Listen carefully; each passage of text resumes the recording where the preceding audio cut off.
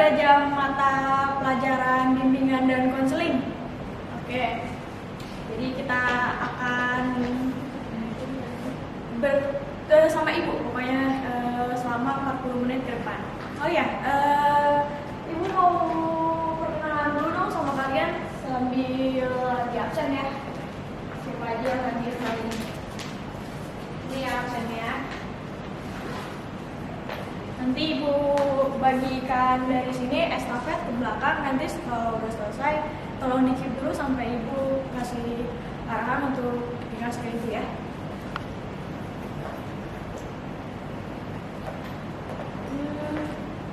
Untuk selanjutnya ibu mau perkenalan diri dulu.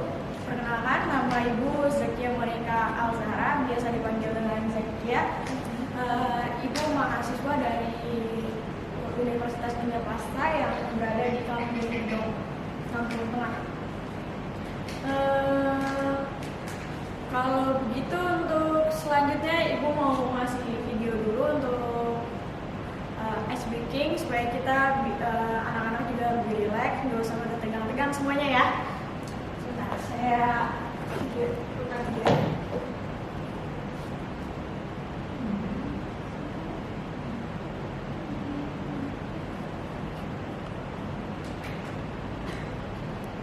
Kebetulan videonya ini mengenai hal-hal yang lagi lumrah banget di kalangan pelajar.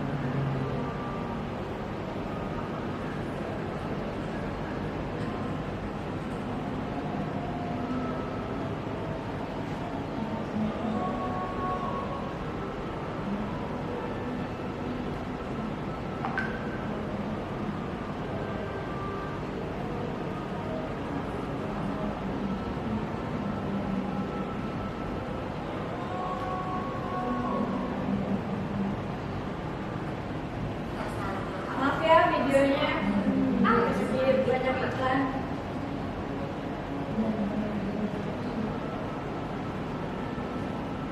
Nggak sedikit lagi.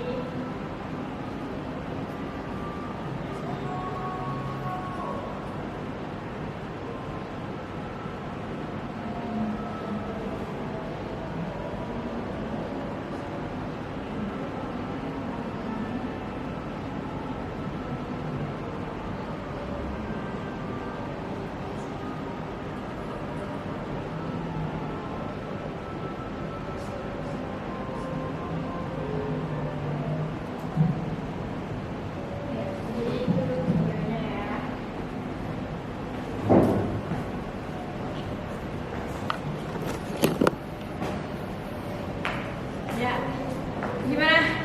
Tadi udah selesai ice breakingnya. Jangan pada ngantuk ya, dikasih video malah jadi ngantuk lagi nanti kalian.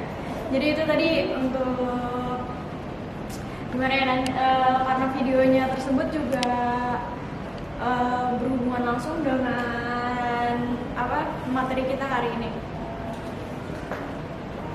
Kita langsung ke materi ya.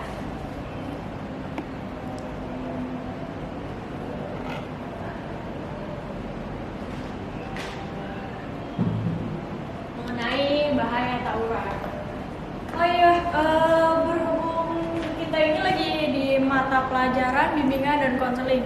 Kalian tahu nggak sih apa itu bimbingan dan konseling? Ada yang tahu?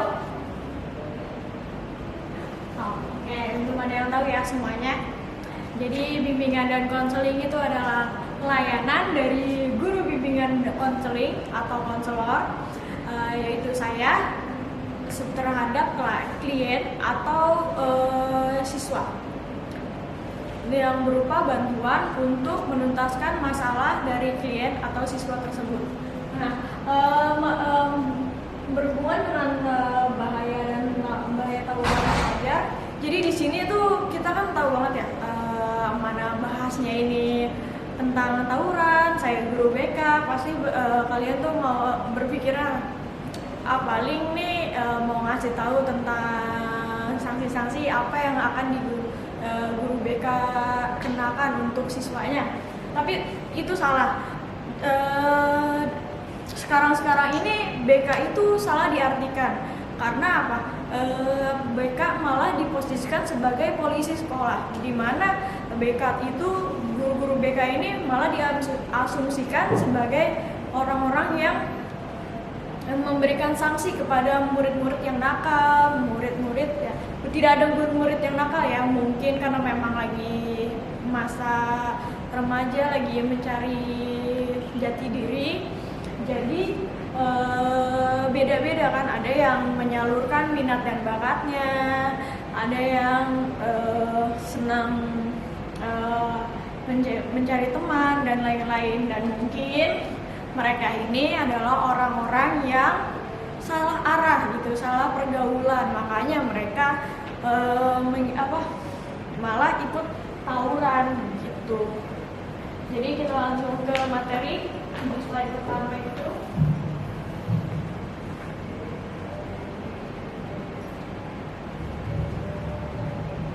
Oh ya, di layanan bimbingan dan konseling yang ini, Ibu akan membawakan bimbingan dan konseling sosial, di mana menyangkut dengan kegiatan-kegiatan sosial bermasyarakat. Yang kedua itu layanannya ada layanan informasi. Jadi ada beberapa layanan bimbingan dan konseling, yaitu bimbingan konseling informasi, bimbingan karir, bimbingan konseling individu, dan bimbingan gue lupa.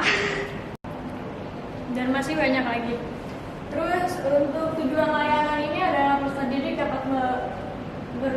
didik dapat memahami bahaya tawuran dan peserta didik dapat menjauhi kegiatan tawuran. Jadi Ibu harap materi ini tuh dapat menjadi layanan pengentasan dan juga pencegahan.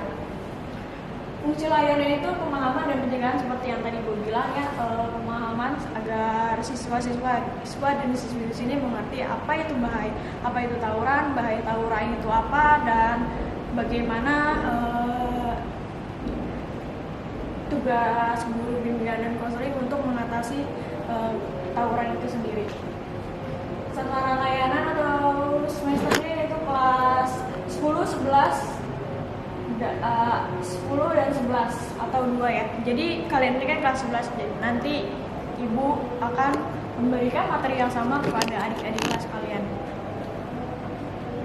Tempat penyelenggaraan di ruang kelas dengan waktu 1 kali 40 menit.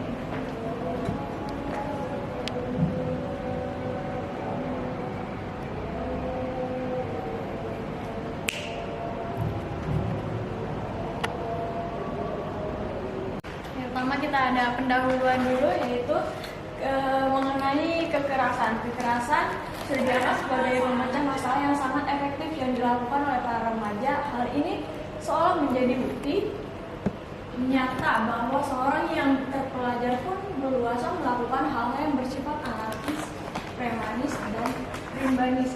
Padahal kan kita tahu sendiri ya, kita itu sebagai pelajar, khususnya kalian yang sedang menduduki kelas pelajar gitu. Dimana kita ini dari SD, bahkan dari TK ya, taman kanak-kanak, kita tuh udah dibiasakan cara beretika, cara melakukan hal-hal yang baik, mana baik, mana buruk, kita tahu gitu. Tapi masih ada aja gitu siswa-siswa atau pelajar di luar sana yang melakukan hal-hal yang tidak seharusnya, seperti orang-orang yang melakukan tawuran ini. Terus tentu saja perilaku buruk ini tidak hanya merugikan orang lain yang terlibat dalam perkelahian atau tawuran, tetapi juga merugikan orang lain yang tidak terlibat secara langsung. Tadi seperti yang sudah disimak di dalam video, di mana tadi ada anak kecil yang kebetulan lewat. Ketika mereka melihat ada tawuran, mereka panik gitu, langsung buru-buru muter sepedanya. Tapi temannya yang satu lagi yang bawa sepeda itu tidak sempat untuk melarikan diri. Karena apa? Dia itu anak kecilnya terkena batu yang dilemparkan oleh peserta tawuran tadi. Terus yang kedua, ternyata korbannya itu adalah ibu dari salah satu peserta tawuran tersebut gitu. Ya, coba kalian bayangin deh, padahal ibunya udah wanti-wanti jangan ikut tawuran gitu.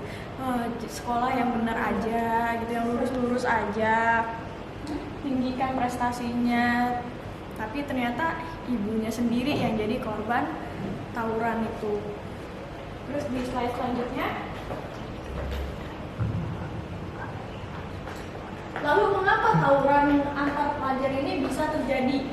Faktor apa sajakah yang menyebabkan tawuran? Apa saja yang dampak yang ditimbulkan dari tawuran yang dilakukan? Dan bagaimana kita sebagai manusia perbaikan bangsa mencari jawaban atas semua permasalahan yang terjadi pada tawuran ini? Lalu mengapa tawuran antar pelajar ini bisa terjadi? Faktor apa sajakah yang menyebabkan tawuran pelajar ini? Apa saja dampak dari tawuran yang dilakukan? Terus, dan bagaimana kita sebagai manusia perbaikan bangsa mencari jawaban atas semua permasalahan yang terjadi pada tawuran pelajar ini? Yang pertama kita bahas mengenai mengapa tawuran pelajar ini bisa terjadi, yaitu yang sudah saya jelaskan tadi di awal ya, karena pelajar ini kan usianya itu dari, kita lihat deh, biasanya ini peserta tawuran ini adalah peserta dimulai dari anak-anak SMP sampai dengan SMA, di mana usianya itu yaitu berkisar antara 13 tahun sampai dengan 17 tahun, di mana anak-anak ini dalam tahap usia remaja mau masuk ke dewasa gitu, di mana anak-anak ini tuh sedang mencari jati dirinya itu ya. Jadi ada kan gimana kebutuhan mereka untuk diakui gitu. Mereka tawuran, karena apa? Karena ingin dianggap sebagai pahlawan, dianggap sebagai jagoan, dan ditakuti oleh semua orang gitu.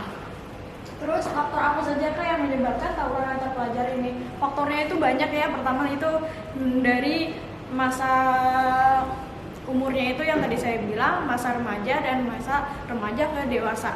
Terus yang kedua itu ada faktor pergaulan, bisa jadi, dan ketiga itu ada faktor dari keluarganya sendiri gitu. Mungkin anak ini adalah anak-anak yang broken home, yang tidak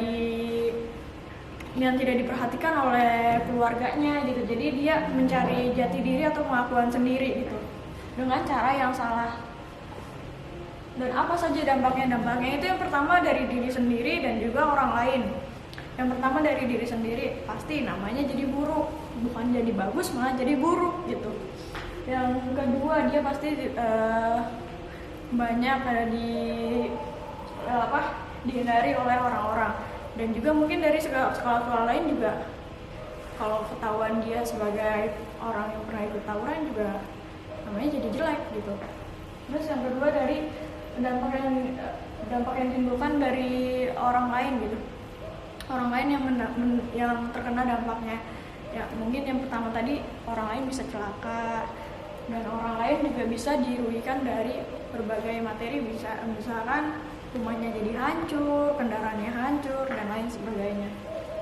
Dan bagaimana kita manusia perbaikan bangsa ini mencari jawaban atas semua permasalahan-permasalahan yang terjadi pada tawuran pelajar ini gitu. Makanya ibu berharap banget peserta didik di sini itu tidak ada yang terlibat dalam aksi tawuran tersebut. Karena apa, sudah tadi ibu jelaskan tadi apa dampak-dampaknya yang terjadi dan hal-hal apa yang dirugikan karena mengikuti tawuran ini. Terus bisa slide selanjutnya.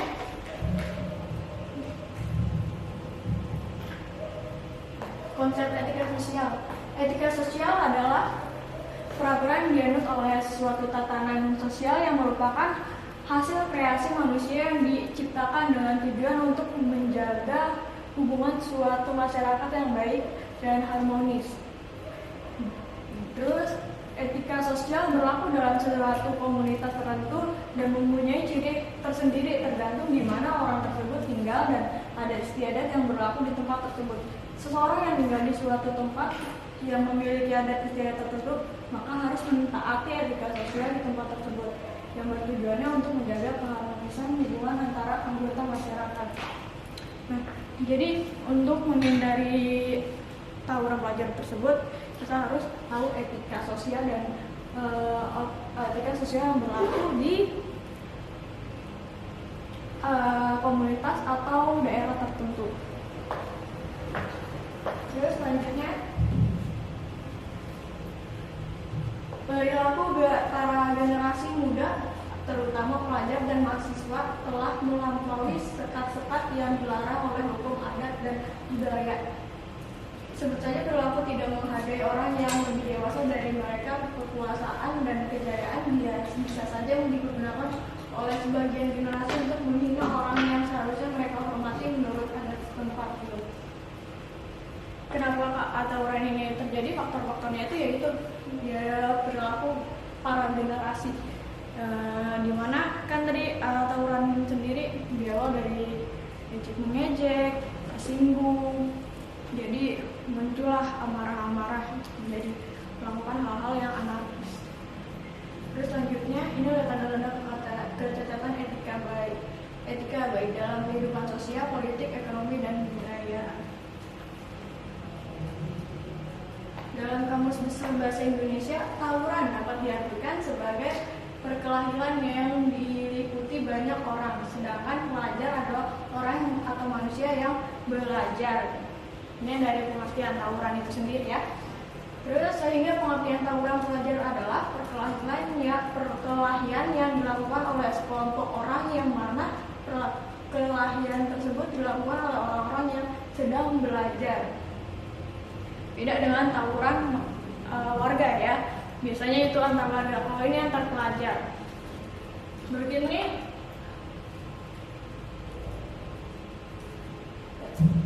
video yang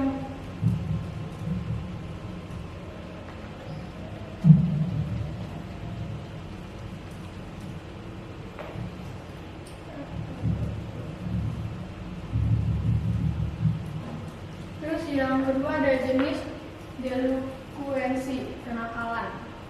Delinkuensi situasional yaitu perkelahian terjadi karena adanya situasi yang mengharuskan mereka untuk berkelahi. Keharusan itu biasanya muncul akibat adanya kebutuhan untuk memecahkan masalah secara cepat. Terus delinkuensi sistematik, yakni para remaja yang terlibat perkelahian itu berada di dalam suatu organisasi tertentu atau geng. Di sini ada aturan, norma, dan kebiasaan tertentu yang harus diikuti anggotanya, termasuk berkelahi. Sebagai anggota tumbuh kebanggaan apabila dapat melakukan apa yang diharapkan oleh kelompoknya. Dari delinkuensi situasional itu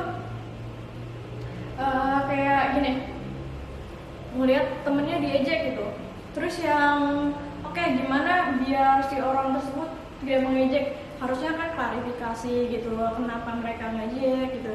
tapi mereka ini melakukan cara yaudah ayo kita serang orangnya gitu, kelompoknya. Jadi mereka melakukan delinkuensi situasional itu yang seperti itu. Terus yang kedua itu delinkuensi sistematik, dimana kayak ketika si contohnya Andi ingin masuk ke geng para senior, dimana kalau mau masuk geng senior ini dia harus mukulin orang gitu. Nah ya udah, karena dia keinginannya menggebu-gebu dan persyaratan tersebut harus terpenuhi, jadi akhirnya dia mukulin orang yang tidak tahu apa-apa dan tidak salah apa-apa demi masuk ke geng seniornya tersebut, seperti itu.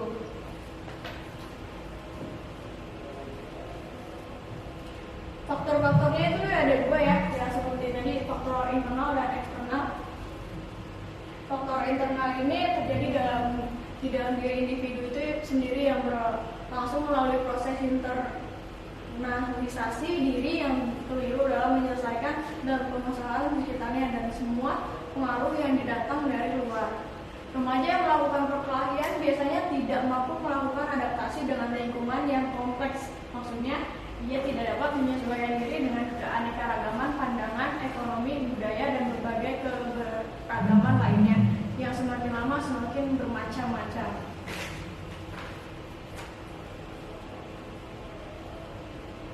Terus faktor dari eksternalnya itu ada faktor keluarga, faktor sekolah, dan faktor lingkungan. Faktor keluarga yang tadi sudah Ibu jelaskan ya, saya Ibu jelaskan ulang, keharmonisan keluarga juga bisa menjadi penyebab kekerasan yang dilakukan oleh pelajar karena mereka tidak merasa diperhatikan, tidak pernah diarahkan oleh orang tuanya bahwa hal ini baik, bahwa hal ini buruk gitu. Jadi bisa menimbulkan faktor dari tawuran pelajar tersebut. Terus faktor dari sekolah tidak jarang ditemukan adalah seorang guru yang tidak memiliki cukup kesabaran dalam mendidik anak muridnya, akhirnya guru tersebut menunjukkan kemarahan melalui kekerasan. Hal ini bisa jadi ditiru oleh para siswanya, lalu disinilah peran guru dituntut untuk menjadi seorang pendidik yang memiliki kepribadian baik gitu. Jadi faktor dari sekolah ini mungkin saja kalau misalkan si murid telat gitu, si guru ini asal main tangan, tampar, mukul, dan lain-lain. Terus dalam pemikiran si anak tersebut gitu, guru aja nggak apa-apa melakukan hal tersebut, berarti saya juga boleh dong. Nah, itu akan menimbulkan pemikiran-pemikiran yang salah, sehingga si murid tidak sungkan untuk mengekspresikan hal tersebut ke orang lain. Terus yang ketiga itu faktor lingkungan. Bisa lingkungan dalam pergaulan dalam bermain di rumah atau di sekolah gitu. Kalau misalnya anak tersebut tidak ada di lingkungan yang sehat, pasti mereka akan melakukan kegiatan yang tidak sehat juga gitu. Kalau misalkan terbiasa dengan lingkungan yang suka tawuran, ya mereka juga bisa melakukan hal tersebut di lingkungan sekolahnya dia gitu. Jadi terjadilah tawuran pelajar tersebut. Hal yang menjadi pemicu tawuran tak jarang disebabkan oleh saling mengejek atau bahkan hanya saling menatap antar sesama pelajar yang berbeda sekolah. Bahkan saling merebutan wanita pun bisa menjadi pemicu tawuran, dan masih banyak lagi sebab-sebab lainnya. Jadi pernah ada kejadian kan karena saling lihat-lihatan gitu. Si A dan si B kebetulan lewat bertemu tidak sengaja pas-pasan. Mungkin karena ada sesuatu yang aneh dalam diri si B, si A makanya melihat si B gitu. Tapi si A ini salah mengartikan pandangan si B. Si A ini malah mengartikan kalau si B ini mau ngajak berantem gitu, nantangin gitu. Ya udah, akhirnya dari situ bisa jadi timbul pertikaian, perkelahian. Terus rebutan wanita. Coba di sini ada nggak yang pernah berantem gara-gara wanita nih, laki-laki nih biasanya. Nah, coba kalian hindari nih hal-hal seperti ini. Kalau bisa sih ngalah aja. Cewek di sana banyak gitu kan. Jangan berantem karena wanita deh, nggak jelas.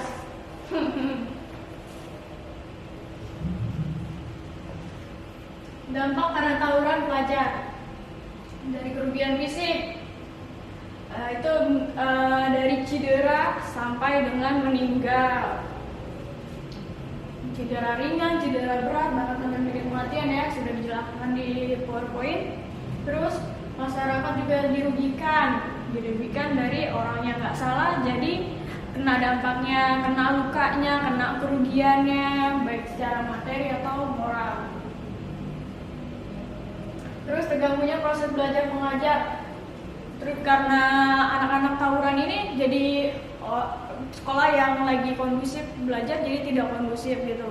Tiba-tiba diserang oleh sekolah lain gitu, atau enggak kelas yang lagi anteng-anteng belajar gini.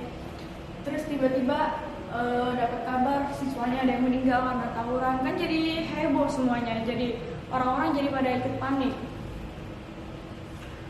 Menurunnya moralitas para pelajar pastinya yaitu, terus hilangnya perasaan peka, toleransi dan tenggang rasa dan saling menghargai. Nah ini juga dampak dari tawuran pelajar. Kiat mengatasi tawuran pelajar. Yang pertama itu memberikan pendidikan etika dan moral untuk para pelajar. Dan sebenarnya udah diajarin kan ya dari SD malah mengenai etika dan moral gitu.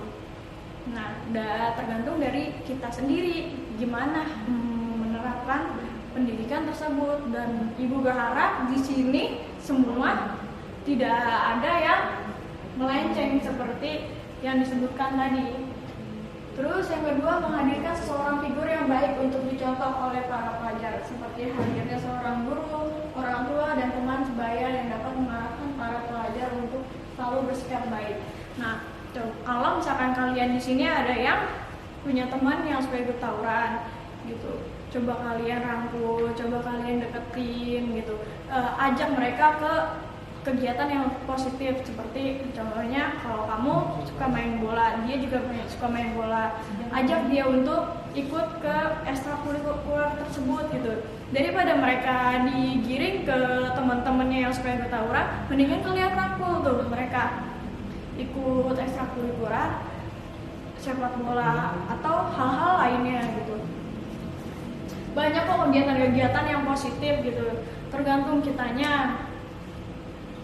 Selanjutnya yaitu memberikan perhatian yang lebih untuk para remaja yang sejatinya sedang mencari jati diri.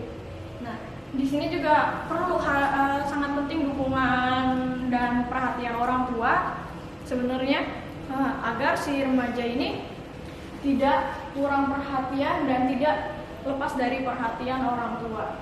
Dan juga dari dukungan sekolah juga sih, seperti guru bimbingan konseling, wali kelas, dan guru mata pelajaran. Selanjutnya memfasilitasi para pelajar untuk baik di lingkungan rumah atau di lingkungan sekolah untuk melakukan kegiatan-kegiatan yang bermanfaat di waktu senggangnya, membentuk ikatan remaja masjid atau karang taruna, dan membuat acara-acara yang bermanfaat, mewajibkan setiap siswa mengikuti organisasi atau ekstrakurikuler yang di sekolahnya. Ini cara mengatasi dari sisi sekolah dan lingkungan ya. Dan ini juga perlu adanya sosialisasi ke orang tua dan juga komite sekolah yang ada. Terus memberikan bentuk kegiatan dan pendidikan yang relevan dengan kebutuhan remaja zaman sekarang, serta kaitannya dengan perkembangan bakat dan potensi remaja. Jadi ini juga sebenarnya ini tugasnya bimbingan dan konseling gitu.